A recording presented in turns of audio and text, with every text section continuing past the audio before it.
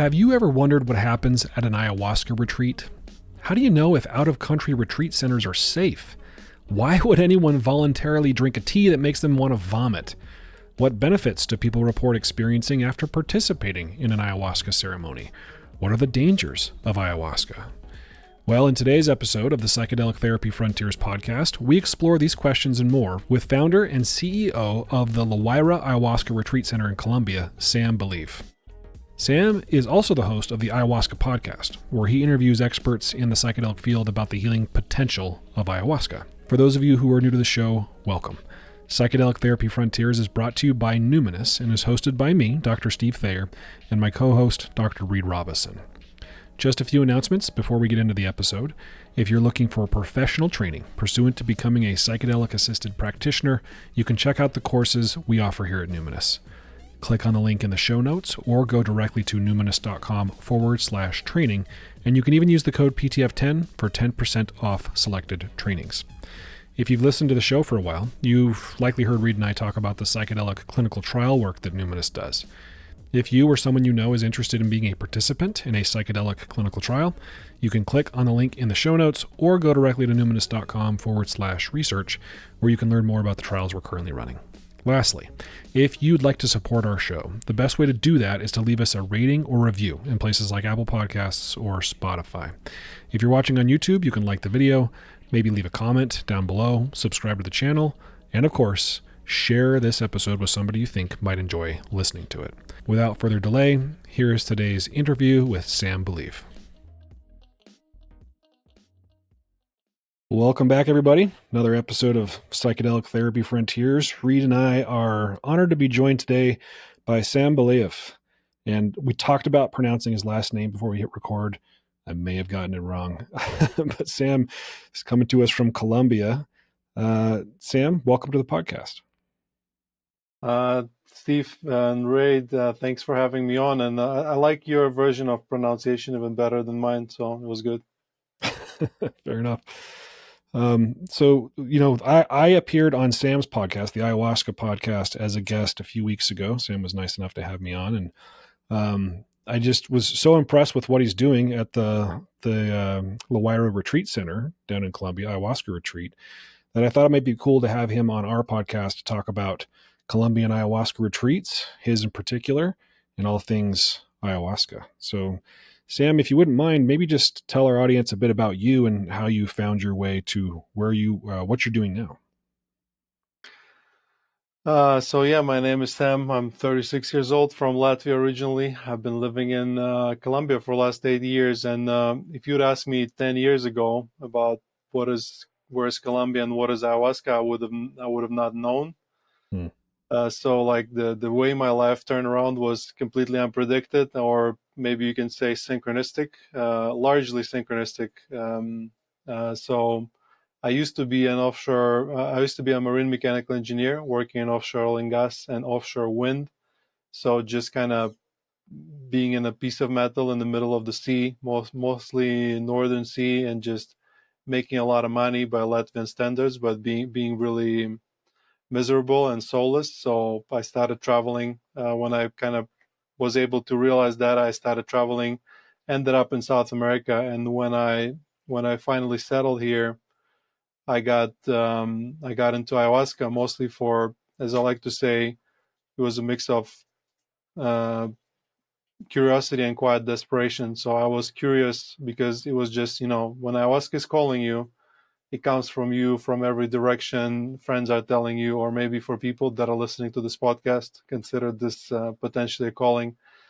But so there was this big curiosity factor. And from the quiet desperation part is like, I always kind of thought that I'm not as happy as other people around me. I was like, is there something wrong with me? So, and ayahuasca was there for me. And then at first it was maybe I would go sit in the ceremony a couple times a year. Eventually, shortly before COVID, I got kind of semi-retired, and I was directionless in life. Like, I didn't really know what my purpose was, and I think that got me really depressed. So I started going back to ayahuasca for it to hopefully show me what's wrong with me or heal me, and it would take away my depression for periods of time. And eventually, in one big ceremony in the jungle, it kind of like lifted the bonnet on the universe and kind of showed me how everything works. And it gave me this set of instructions. And one of them was that if I don't work with ayahuasca, I will never be happy, which sounds really scary. But I followed that synchronistically. Everything just happened, and now I have arguably biggest and best rated ayahuasca retreat in Colombia. So you never know. So that's kind of my story, I guess. Really, in a very very shortened version. It's a pretty incredible story. And, when you hear people talk about similar stories, or people talk about, so people who, either have decided to get involved in psychedelic research, or they've decided to get involved in psychedelic facilitation, they often describe similar kinds of experiences with psychedelics, where a psychedelic experience sort of revealed to them that they needed to work with it in some way, whether that's advocacy, research, in your case, starting a retreat facility. You mentioned that LaWayra is one of the highest, if not the highest rated ayahuasca retreats in Colombia, maybe even in South America. We were kind of talking about the Google Mm-hmm. reviews before, and that having such consistently high ratings in Google is almost makes people suspicious, which I thought was kind of funny. Mm-hmm. But when people talk to us, given that ayahuasca is not necessarily available legally in the States, where can I go? How do I vet an ayahuasca retreat out of the country? Because you also hear horror stories of people being harmed or taken advantage of when they go out of the country. That it's hard to vet those things. So it's actually pretty nice that on something as widely used as Google reviews, that you folks are so well reviewed.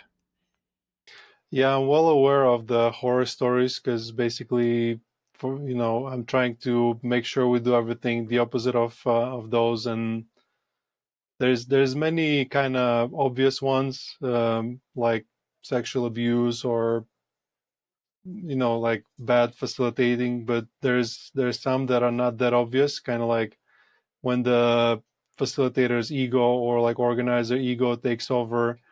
And I think the best way of vetting is going somewhere where the retreat owner has no control over the reviews. So for example, I cannot go and delete a Google review, or I cannot go on Reddit and like um, unwrite people's comments. So I would say Reddit and Google are the best places where the reviews cannot be manipulated. And in reality, like I would say, if possible, know someone who've been to a retreat center so they can kind of tell you. I think that's the best. That's the best way. So of course, it's hard for like starting retreats that are new. Like we're pretty new. We're only about 3 years old, and we kind of came out of nowhere and just. And I still don't understand exactly how it happened, because I'm telling you, I never planned to start an ayahuasca retreat. But word of mouth is the best way. Like find a friend who's done it. A lot of times we see people come and they say like, my entire group of friends is waiting for me to have this experience, because if it's good, then they're all are going to come. I find that now in this space with ayahuasca, so many people have heard about it. So many people are ready to do it. They're just looking for a place that is like trusted, but at the same time maybe not like exorbitantly expensive, because you kind of mentioned few retreat centers. Yeah, we're on average maybe 3 to 4 times cheaper than the average. So that's another thing, I guess, that kind of allowed us to grow that quickly. And are you able to share roughly what it might cost someone to go to a retreat experience at your center? At the moment, the 4-day 2 ceremony retreat, which is the cheapest option, is $495, and the 1 week retreat is $795 for 4 ceremonies. That includes transport from the city, ceremonies, accommodation, food, and I don't know how much longer I can keep that price that low, because it is really difficult with the inflation.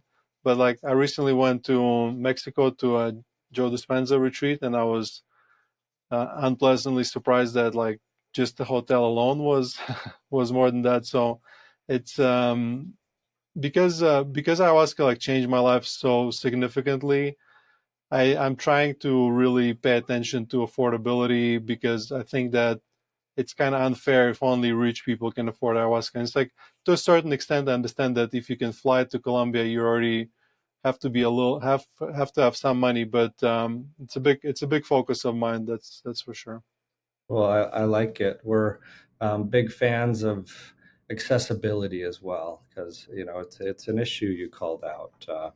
Those who can access these promising new ways of healing and growing. But I like what you said earlier before we started recording too. Of not only are there Google reviews, but you have video clips on your social media like Instagram of these people speaking their reviews, which I think is a fun way to check out a center. And that's So it's amazing. I'll be totally transparent. Those are less accurate than the Google reviews, Mhm. because, of course, people that didn't like it, they will not be willing to participate in a video testimonial. So those are a little more, pick and choosy. But the Google reviews, that's definitely a safe way to do it. And we do have, I think, 2 or 3 1-star reviews, but I guess happens to the best of us. Yeah, it certainly does. But one other question on that. I've been to ayahuasca ceremonies down in Latin America where, the accommodations were fine for me or for someone who doesn't mind sleeping like with a net over them in the jungle, but not somewhere I might send um, a grandparent to, for example. So I'm just Mm-hmm. wondering if you could speak to what are your accommodations like in a place like this? Is it shared? Is it in a group? Is it private? Do you have choices? It's first of all, I really appreciate your questions. I almost feel like it's a sponsored episode, but yeah, Getting it's into not. it. So I'm really happy that you asked me so many questions about LaWayra. So we do have shared rooms, and those are bunk beds, the cheapest version. But we do also have nice cabins. So they're a little more expensive, but you get your own bathroom and your own room, and a balcony with a really nice view. And I mean, even in shared rooms, like the mattresses is the same mattress I sleep on. Like we designed, and it's the same mattress we use in a ceremony. I designed like this small, but I mean, with the mattress manufacturer, we designed a special mattress, so it's still cozy. And regarding what you mentioned, like mosquito nets and stuff like that, the best part about this part of Colombia where we're at, some of you might know the infamous Medellin, and we're 1 hour south of it. I mean, it's not as unsafe as it used to be. I mean, it's much safer in some cities in the U.S. now, but the reputation persists. But the climate, it's called City of Eternal Spring because the climate is never too cold or never too warm. I wish I knew it in the Fahrenheit, but it's 22 centigrades every month mean temperature. It's kind of like that's a temperature you set on your climate control in your car because it's like a perfect temperature. So, and it's 71. also, but it's not hot enough to have all the snakes and all the spiders. So there's nothing really here that can kill you, except for people, as I like to joke. But honestly, here we're like in the countryside, so you don't see people either. Cool. I was wondering, not to monopolize the questions here, but if you could kind of walk us through what it's like. I imagine a lot of people contemplating or just wanting to understand ayahuasca is like, what happens when you're going to a ceremony? What's the medicine like? You drink it, and then what happens? Hmm. That's an easy for me to answer because that's something that when people arrive, I kind of walk them through what happens in the ceremony. So people come over, they get off the bus, they settle in the rooms, they then go to we have this beautiful Maloka medicine space. We then have, introduction, tell them house rules, talk a little bit about ceremony, what's going to happen.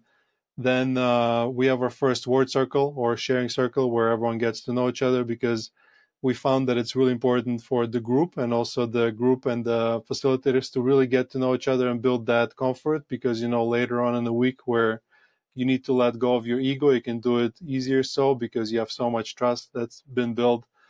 Then in the evening, we have another workshop, ceremony workshop, when we guide people through what's going to happen in the ceremony. Next day, we have another deeper word circle where people share for about 5 minutes each. This is when all the crying starts happening and people start to open up. I can talk about word circles later if you want, but then we have another workshop that's called Navigating Your Ceremony Experience. So we kind of talk about how to connect. What if you're not connecting, or if you're connecting too much? Kind of everything along the lines. And then there's a yoga at 3 p.m. and then 5:15. I'm kind of skipping the meals. I don't think it's interesting for your listeners. But at 5:15, 5:20, people come. We do some breathing exercises, and then we do guided meditation, kind of to get people in that kind of soft, cozy state, so they're relaxed. And then shaman starts calling people. There's a general cleanse of the ceremony with smoke. Shaman starts to conjure his medicine with LaWayra, as I was showing you earlier, this shamanic tool. And when it's ready, start calling people one by one. You come to the altar. Shaman looks at you. I don't know what he sees, but depending on that, he pours you different size of a cup. Then he hands you the cup. You drink it. Hold it up a little bit because it's kind of thick, somewhat viscous, brownish liquid. Once you drink it, we give you some water, tissue. You drink a little bit of water to get the taste out of your mouth. You get a bucket, and then you go lie on your mattress, or you can sit in a chair by the fire. And then there's quiet, nothing is happening. Maybe an hour later, the shaman starts to play ceremonial music and singing. At first it's quiet, and then it kind of picks up, and then people gradually start connecting, having their processes. And we go for about 6 hours, and then you go back to your room or your cabin, you rest, and the next day we do the word circle, and this is where we find out what happened. It's interesting because like a ceremony can be quiet, or something is happening and you might assume this person is having a bad experience and this person is having a good experience. But in the word circle, sometimes it's not what you expected. But I guess that's to sum up a very what happens. But what's the thought behind it? I think my main focus, as I was telling Steve, is we mostly work with the first timers, and it's not because people that been to many retreats don't like us, but because we know that if you really want to change the world through psychedelic or through ayahuasca lens, you got to focus on people that haven't had this experience before. So, and we try and build a lot of trust and pay a lot of attention to prepare the first timers, so that when they interact with the medicine, not only they don't get scared and don't get like this re-traumatized or get this post ayahuasca PTSD, but we want them to have a process where it's productive, and then but not too overwhelming, so that they can build a lifelong relationship with the medicine, maybe come back a few years later. Because it happened to me personally in the jungle once again, where they gave me too much medicine and I locked myself in the bathroom and they just left me there, and I came back and I was like, what's going on? So basically creating an experience that's safe and informed. Oh, thank you. That's interesting about the bathroom experience. I'm curious how it turned out for you. Like, besides now integrating this into how you hold people, but for you personally, um, was there a net positive benefit in the end through the difficulty, or is that one where you had to piece yourself back together and That's a good question. That's a really good question. I think it's a good question where I can tell you that ayahuasca is not always good. Like, if you can't do it wrong, it's a very powerful tool. It's kind of like, as I like to say, you have a steak knife and you can make a steak or make a salad, or you can stab somebody in the heart, right? Ayahuasca can be that.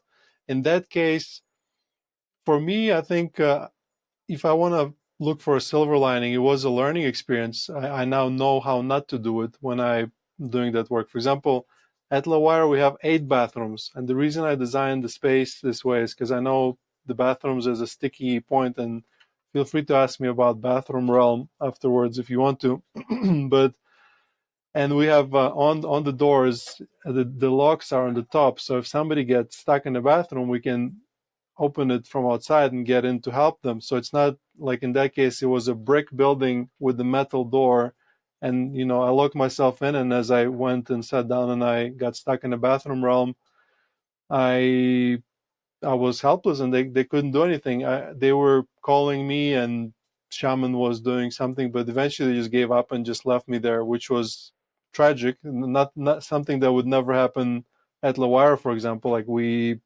That's why we have big team of facilitators, lots of eyes on you, because you can be in a vulnerable state, and it felt, very, very sad. And I got a little traumatized by that experience. I think it took me a few days to kind of come back to normal. And mind that experience was only a week after this beautiful experience when I been shown my mission by ayahuasca, and after that it was all beautiful. And then this one was not beautiful, so I'm also kind of viewing it. Maybe it was some kind of test, like, are you sure you want to do it? Will you be able to? So, but yeah, not every ayahuasca experience is nice, but I think if facilitated well and done properly, mostly the experiences are positive. And I would love to talk about the dosage of the medicine if you would to ask me that question, kind of on that in that direction. Yeah, Sam, I just want to highlight here what you're saying, though. I really appreciate you going there, because a lot of people, they hear about the good reports. They hear about people going and doing ayahuasca, going through ceremony, and having these really profound healing experiences or very profound spiritual experiences, or just kind of wild stories to tell. And it's not often the case that you hear an explanation like you just gave, right? That it's a tool. And like any tool, it can be used to harm people or can be used inexpertly. And when used inexpertly, it can result in harm. So I just really appreciate the honesty and the sobriety with which you talk about this. I am curious, though. You mentioned dosage, Sam. You folks use yahe, and I'm certainly not an ayahuasca expert, but I know there are different compounds, different plants, different vines. It can certainly the DMT can come from a lot of different places, but the harmalines, the MAOI, can come from different places too. So maybe talk to us a bit about Colombian ayahuasca.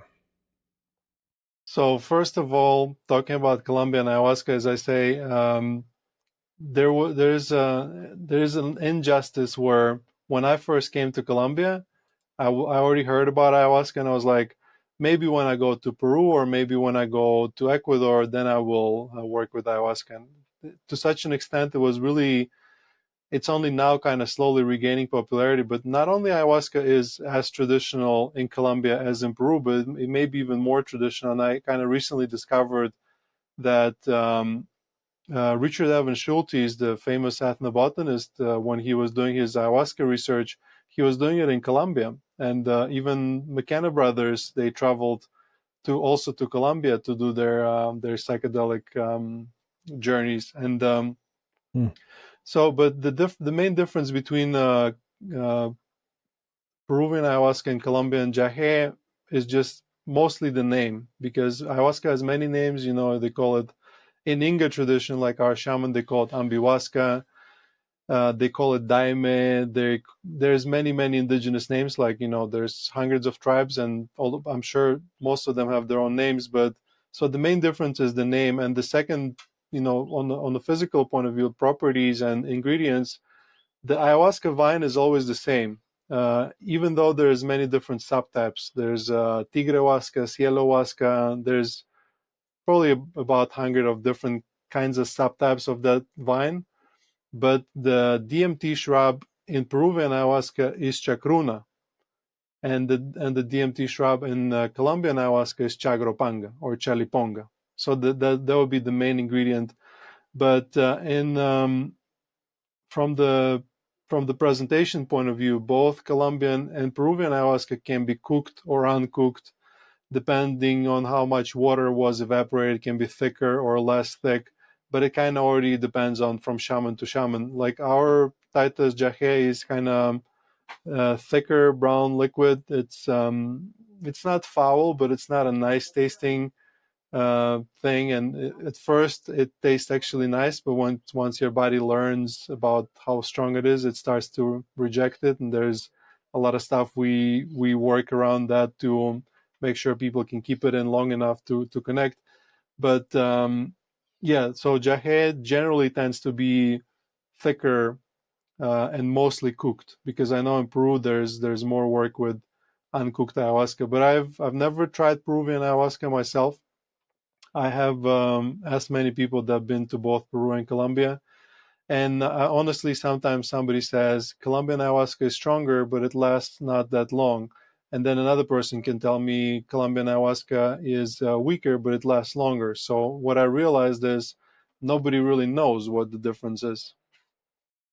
Yeah, especially in absence of some kind of like controlled trial. But that's the thing about ayahuasca is it's being brewed with different ingredients by different practitioners and shamans and served in different ways. And then you have, of course, the varieties of experiences that people have, even in our clinical trials, right, where we're running tightly controlled trials with controlled dosages and from synthetic sources. People still have dramatically different experiences in response to those drugs. So yeah, there's as many human variables as there are brewing variables, I would imagine. You mentioned though that that at LaWayra, excuse me, that the shaman looks at you and decides on the dose. And I've heard at other shamans doing it differently, where they ask for your input. You tell them if you want a large dose or a smaller dose and what have you. So yeah, what's your opinion on the dosages? So we've been working for 3 years now, and I worked with 3 shamans and few more people that were training to become shamans in the very beginning. And I tried and seen many different things. And what I realized is people don't really know what they want.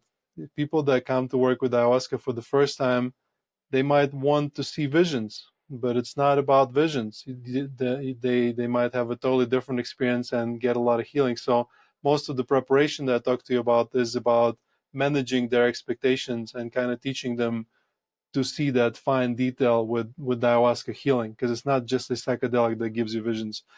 Um, so with the dosages, I worked with shamans that, as my previous chief facilitator liked to joke, overcook the muffins. He gave people way too much medicine because there's ego involved. It's like, my medicine is strong, so you have to drink it and like get blasted off straight away.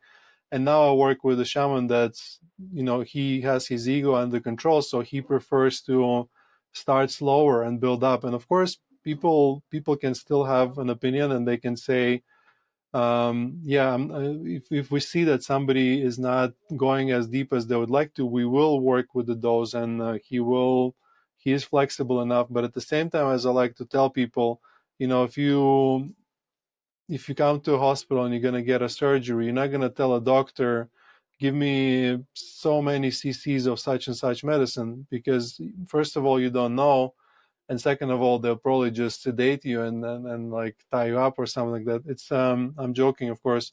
It's we have to find balance, and we kind of somehow always do, and thus the 5-star reviews in between what people want and what they think they want, and then what the shaman knows, because he's been doing it his entire life. His father is a shaman. His father's father was a shaman for many generations.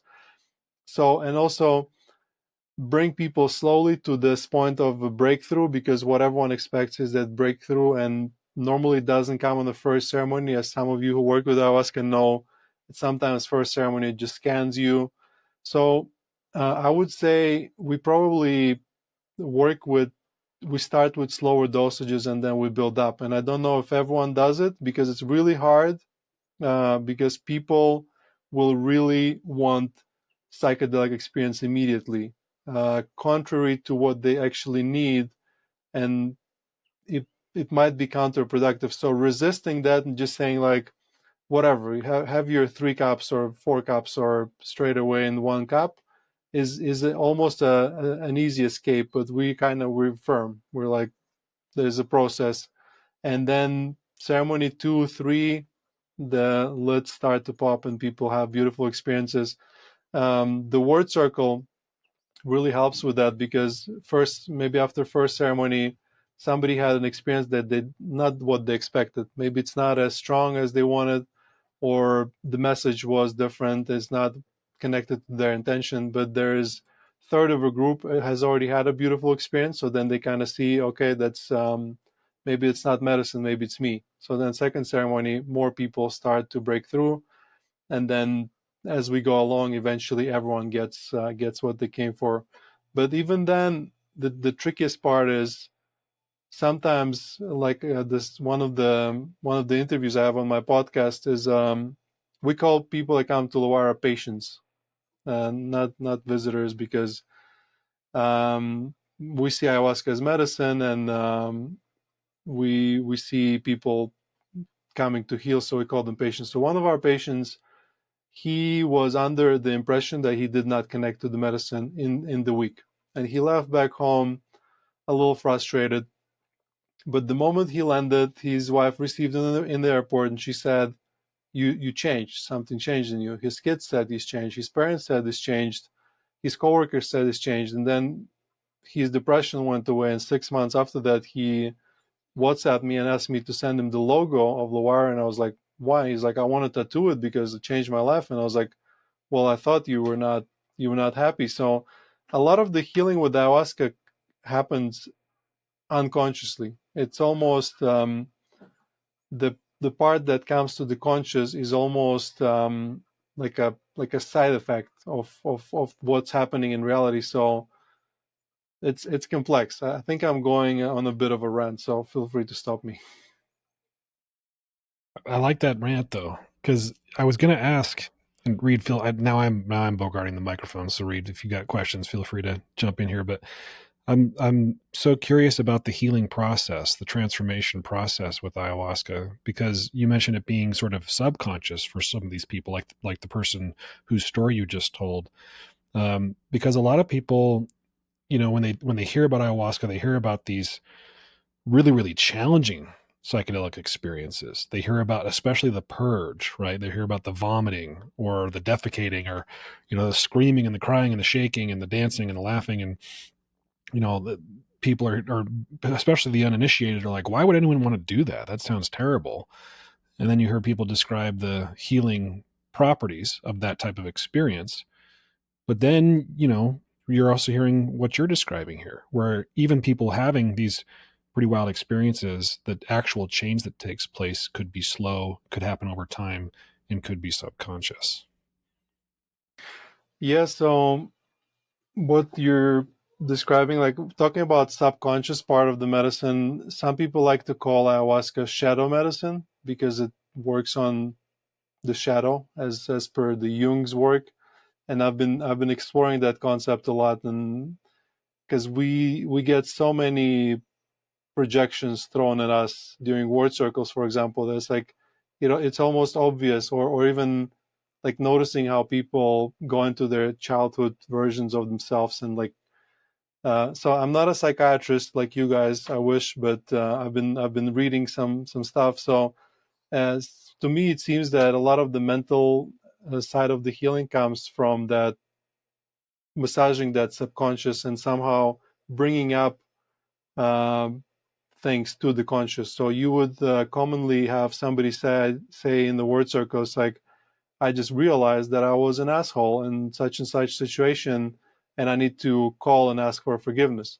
So it's like something was brought from the unconscious where they were not aware that they were behaving poorly, brought into their conscious, but not in such a way that, let's say, I tell you something about you that you don't want to hear or you're not ready to hear, but it comes to them in such a way that's like they understand it, they feel it, and they completely accept it, and they just act on it.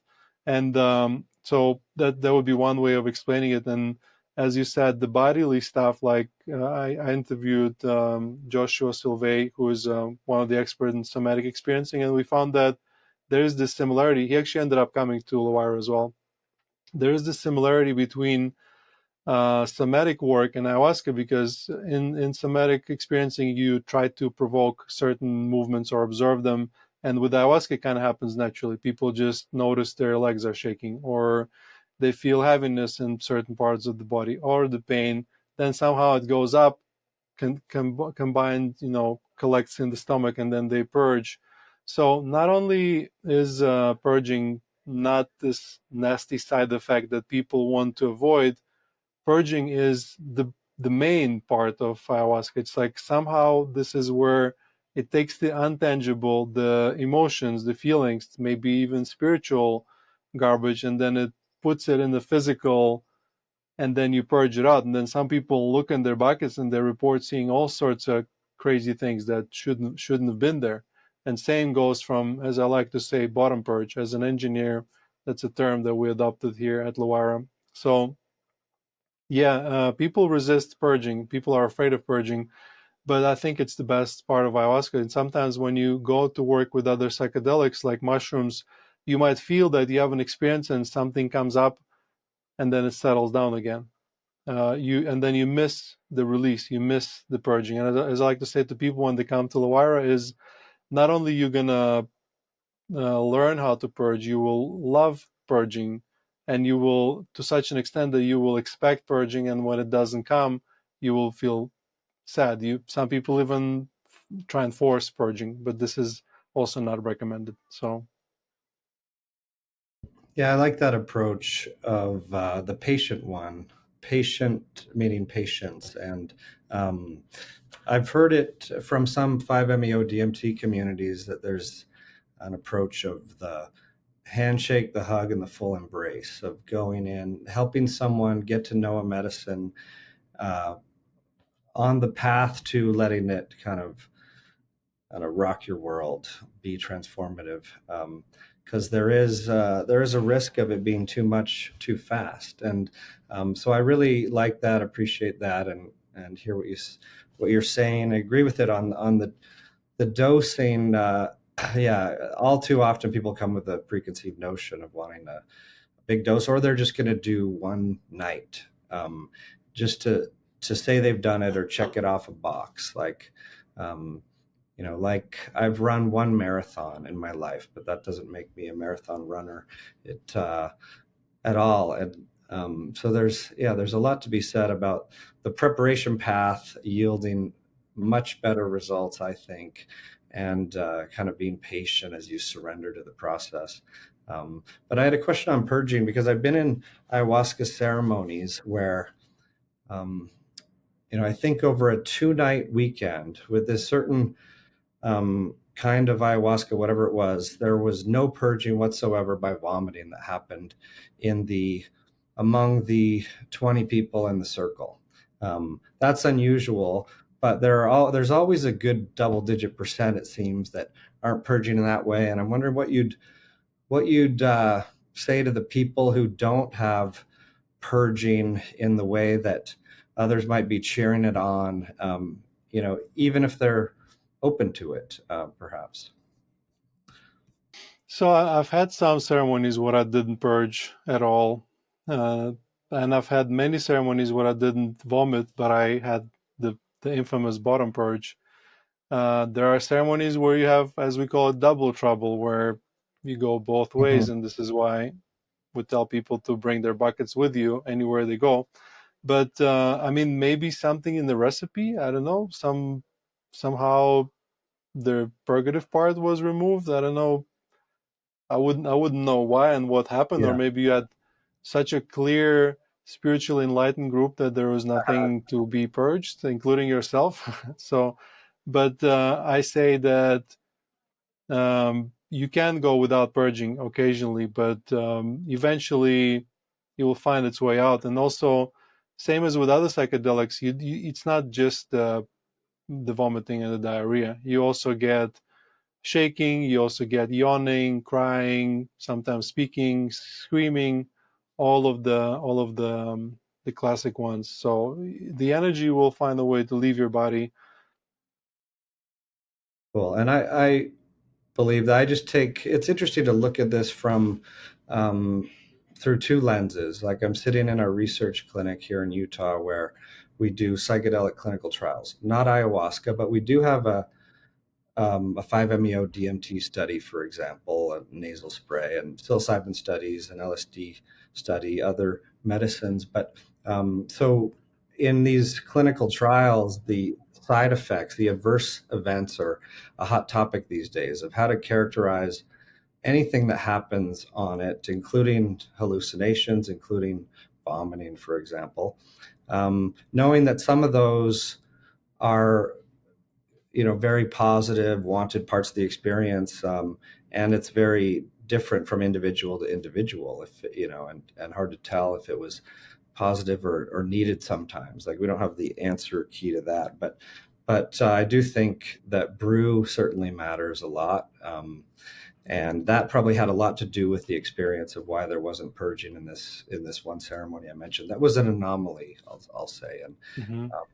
And then the last thing I'll mention on that is I remember sitting in one ceremony with the good Dr. Steve Thayer afterwards, debriefing, and he gave me a good pep talk on purging. So, because I can have resistance to it. I've done Cambo ceremonies many a times where, if I don't really open up to it, I could walk away without vomiting that. But so that was a neat experience of facing that fear, going in there and coming out a new person, if you will, from that little experience. But I also hesitate to get too attached to any outcome, including that personally. Right. If you really want to experience purging, once again, come to LaWayra. I guarantee we'll purge at least once. Or your money back. Or your money back. Purge at least once or your money back. Yeah. There you go. Cool. Sam, you mentioned how you describe the people who visit LaWayra. I keep pausing because I keep forgetting how to pronounce it. Mm-hmm. As patients. So, and you talked about healing, and so I'm curious to know what are people looking to heal when they come to your center? So, interestingly enough, a lot of people are not looking to heal. They just come as Reid said, they just want to tick it off the list. But somehow, and that's the beauty of ayahuasca, I think it kind of shows you, okay, there's actually something you need to heal. We a lot of times see people coming for a 4-day retreat, which is the smallest one, and then they realize, okay, I need to come back and actually do some work. But people that do come to heal, or even those who don't, mostly it's depression, anxiety, eating disorders, suicidal ideation, addiction. So from the healing point of view, I think those are the most common ones, and then a lot of stuff which is like in the growth. Like our motto is LaWayra Connect, Heal, Grow. So in the grow part is spiritual exploration. People want to learn, what are they here for. People want to understand their version of God better. People want to find direction in life, maybe new career, relationships, understanding whether it's the right or wrong. So I would say those are the most common ones. Interestingly, and I get messages every few days or so with like people, saying gratitudes. Like the one that I received 2 days ago was with the girl that came with the anorexia, and now she said she gained 10 kilos and sent me photos before and after, which was like really impressive. But I also don't want people to assume that ayahuasca, you just come and it will just magically take all your pains away. You get your miracle or you get your refund. And in reality, as I like to say, the retreat ends and the healing only starts. The way I view ayahuasca is like a door that maybe ayahuasca and some psychedelics in general, it's a door to this long corridor of healing with many different side doors, but it can really open that door for you. But if you step in, and for example, we give people integration journals to get them to help start collecting their experience, start analyzing it, and then there's a free flow journal. So kind of start journaling, which is one of the best habits when it comes to healing and personal growth. And for those who then go back home and take all of the advice we tried to give them during the retreat and take all of the information from the medicine and do the homework, there's like life-changing stories. Like Reid mentioned running a marathon. I had a podcast episode with the previous customer who owns a publishing company. The podcast was about I'm planning to write a book and he's gonna help me publish it. But he said after leaving, he stopped drinking and he ran a marathon and like his life changed. He looks amazing, but it's because he did something, right? There was like drinking came as a side effect. He just said, I realized I don't want to drink anymore. But other stuff like he paid attention and he did the work. And so yeah, if you do ayahuasca properly in a safe setting, in a reasonable way, and you try and get the best out of your experience, and then you do the homework, it can give you amazing results. But at the same time, this malleability, this flexibility that ayahuasca gives you and any psychedelics give you can be used in the other way. So if you come back home and you know, start watching news about elections and stuff like that, it will probably hurt you more than it would before. So this openness is a double-edged sort of sword, because you can open up for good emotions, but you can open up for bad emotions as well. And suggestibility as well. Like what we generally tell people is in the last word circle is, you know, take a minute and think about a toxic person, and then if they think of someone, then avoid that person. So, Steve, who did you think was toxic person when I asked that? Was it Reid? It was definitely Reid. Yeah, I've been looking for an excuse to avoid him. Just can't seem to do it. Yeah, I'm just kidding. But hopefully that kind of, yeah, I realize I'm kind of going on tangents, so Well, yeah, welcome to Psychedelic Therapy Frontiers. We're the there's one princes of tangents. Yeah, one tangent I'm dying to go on is hearing what you have to say about the bathroom realm. Mm-hmm. These are fun terms you've kind of landed on out there at your center. So bathroom realm is that psychedelic state, which is you go to the bathroom to purge, mostly bottom purge, and you sit in the bathroom and something grabs you and you cannot leave, and you just get stuck on the toilet. And as you get stuck, you start to have sort of negative ayahuasca experience. I wouldn't call it a bad trip, and feel free to ask me what I think is a bad trip and what is not. But it feels maybe it has to do because bathroom is where people purge all the negative energies or whatever it is. But it's that heavy, unpleasant experience of like a sterile bathroom environment, and then unless you can leave soon enough, you stay there for like hours sometimes, and very very unpleasant. So that's what bathroom realm is, and it's hard to explain. But when the experienced people mention bathroom realm, they all nod their head. They all know what it is. Yeah, I've heard. I have a friend who got stuck in bathroom realm once, and in this particular place, it was like an outhouse. And they just, described it as a repository for all everyone's demons. And so there was this kind of demonic presence in the bathroom, and nobody wanted to stay in there for very long. Plus, you're alone. You're by yourself. Right. There's funny water sounds, and you're obviously tripping. You're perceiving everything different. So, yeah, not a nice feeling at all. Well, and about being alone. So when people talk to me or ask me questions about ayahuasca ceremony, some of the questions are around group psychedelic experience, right? You mentioned the setting before.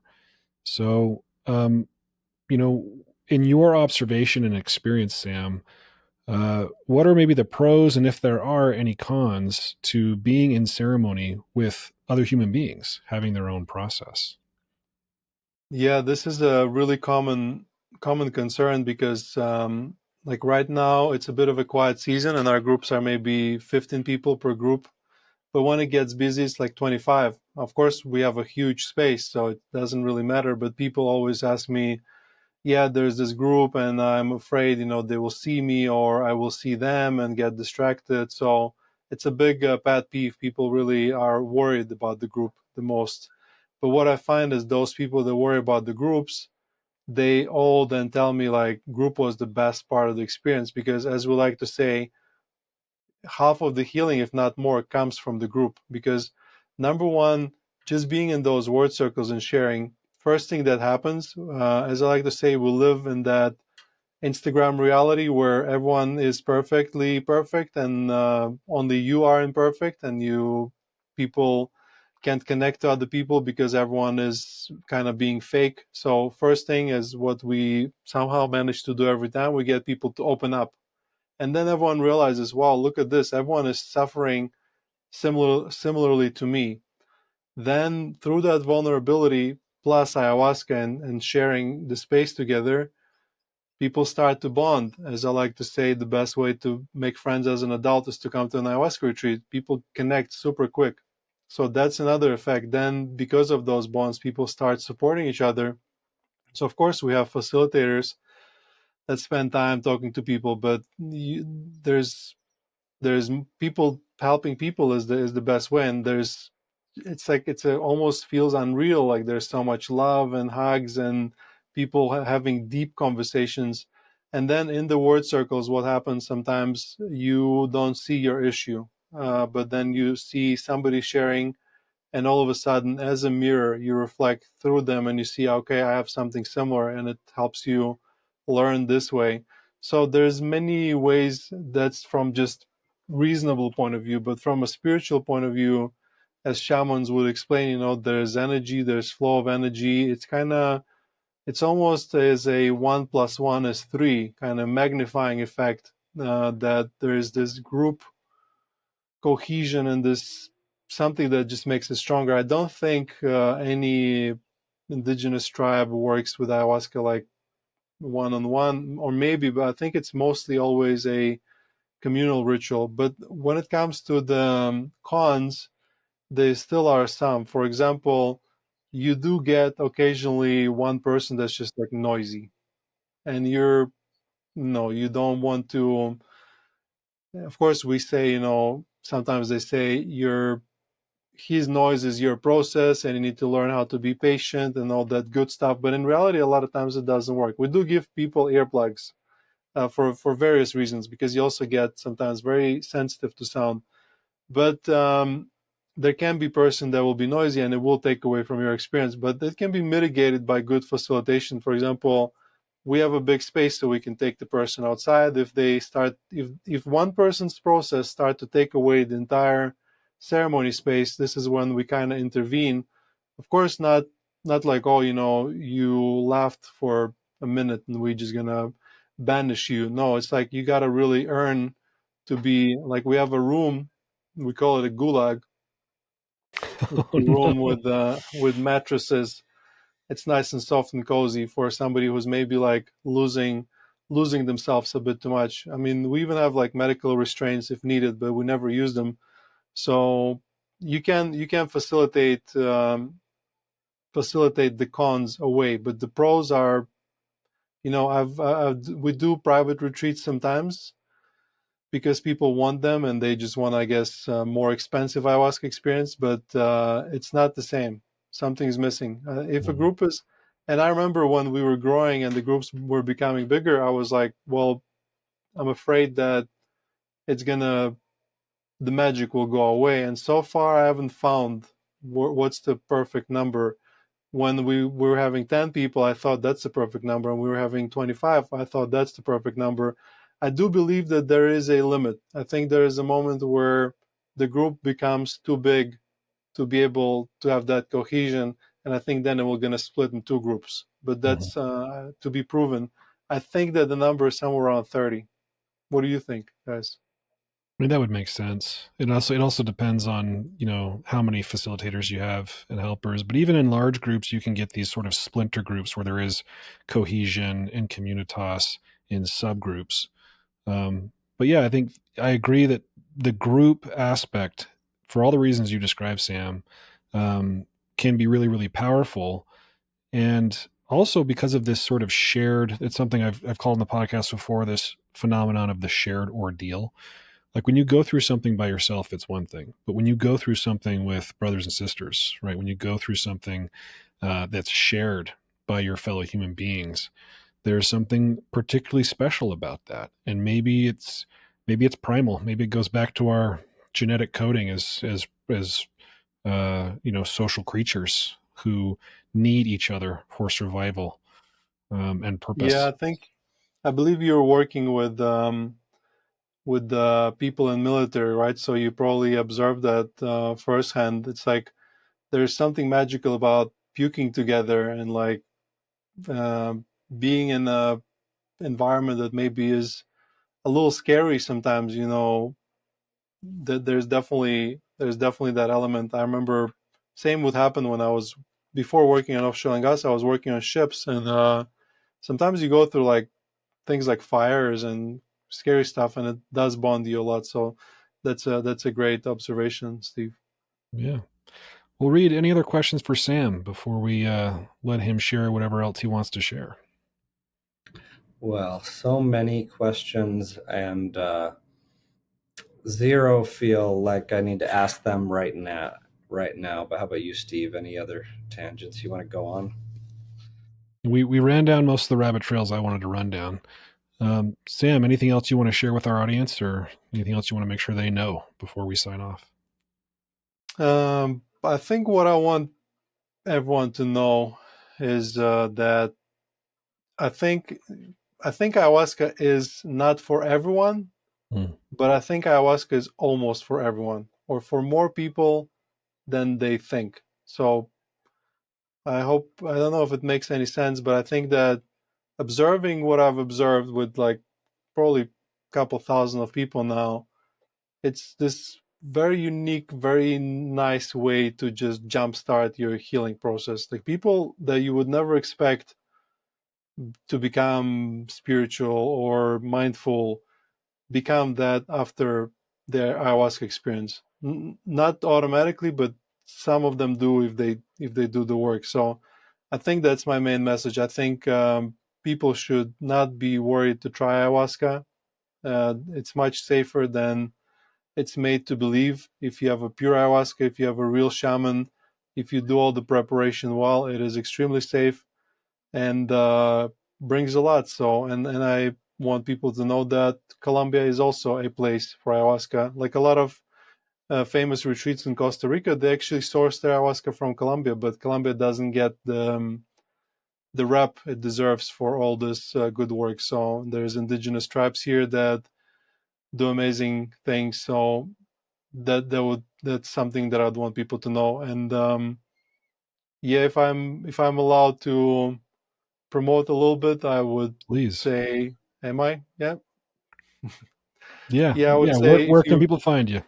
if you're curious about ayahuasca, definitely listen to your episode about ayahuasca. I've on this podcast, I found it really good. It was one of the best ones, actually, scientifically and therapeutically explained.